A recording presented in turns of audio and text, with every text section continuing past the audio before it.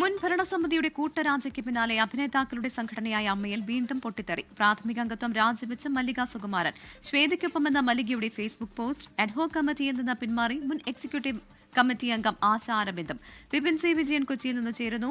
വിപിൻ, ഇപ്പോൾ ഏറ്റവും ഒടുവിൽ ലഭിക്കുന്ന വിവരം ആശ അരവിന്ദന്റെ രാജിയാണ്. അങ്ങനെ തുടരെ രാജി, അതാണ് ഇപ്പോൾ ഏറ്റവും പുറത്തു വരുന്ന വിവരം. എങ്ങനെയാണ് വിവരങ്ങൾ?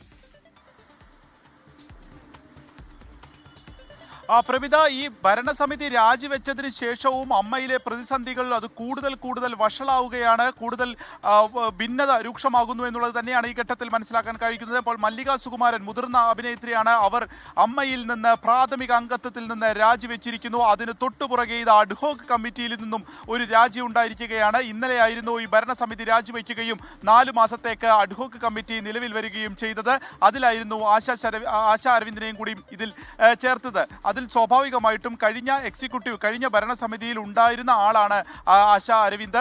അവർ പല പ്രൊജക്റ്റുകളുടെയും ഭാഗമായി നിൽക്കുകയായിരുന്നു. അപ്പോൾ ആ ഭരണസമിതി തന്നെ ഈ വലിയ കളങ്കം അമ്മയിലെ അംഗങ്ങൾക്കുണ്ടാക്കി, അല്ലെങ്കിൽ അതിൻ്റെ കണക്കുകൾ കൃത്യമായി അവതരിപ്പിക്കാൻ സാധിച്ചില്ല എന്നുള്ള ഒരു ആരോപണം നിലനിർത്തിക്കൊണ്ടാണ് ആ ഒരു ഭരണസമിതി പൂർണ്ണമായിട്ടും രാജിവെച്ച് ഒഴിയുന്നത്. അപ്പോൾ അതിലുണ്ടായിരുന്ന ഒരാളെ പിന്നീട് അഡ്ഹോക് കമ്മിറ്റിയുടെ ഭാഗമാക്കുന്നതിലെ ഒരു ധാർമ്മികത പല ഘട്ടത്തിൽ അത് ചോദ്യം ചെയ്യപ്പെട്ട ഒരു കാര്യമായിരുന്നു. അത്തരത്തിലുള്ള ചില സംശയങ്ങളൊക്കെ ഉയർന്നു വരികയും ചെയ്ത ഒരു സാഹചര്യത്തിലാണ് സ്വമേധയാ താൻ രാജിവെക്കുകയാണ് എന്നുള്ളത് ആശ അരവിന്ദ് പറഞ്ഞിരിക്കുന്നത്.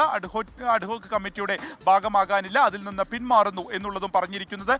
ഇവരെ, അതായത് ഇന്നലെ രാജിവെച്ച ഒരു ഭരണസമിതി എല്ലാം ചേർന്നുകൊണ്ട് തന്നെ ഒരു വാട്സപ്പ് ഗ്രൂപ്പുണ്ട്. ആ വാട്സപ്പ് ഗ്രൂപ്പിലും ആശ അരവിന്ദ് തന്റെ ഈ നിലപാട് പറഞ്ഞിരിക്കുകയാണ്. താൻ ഇനി ഇത്തരം ഒരു ഭരണസമിതിയുടെ ഭാഗമായി രാജി എന്നുള്ള വിവരമാണ് പുറത്തുവരുന്ന. മല്ലിക സുകുമാരന് പിന്നാലെ ഇപ്പോൾ ആശ അരവിന്ദ് കൂടി രാജിവെച്ചിരിക്കുന്നുള്ള വിവരമാണ് പുറത്തുവരുന്നത്.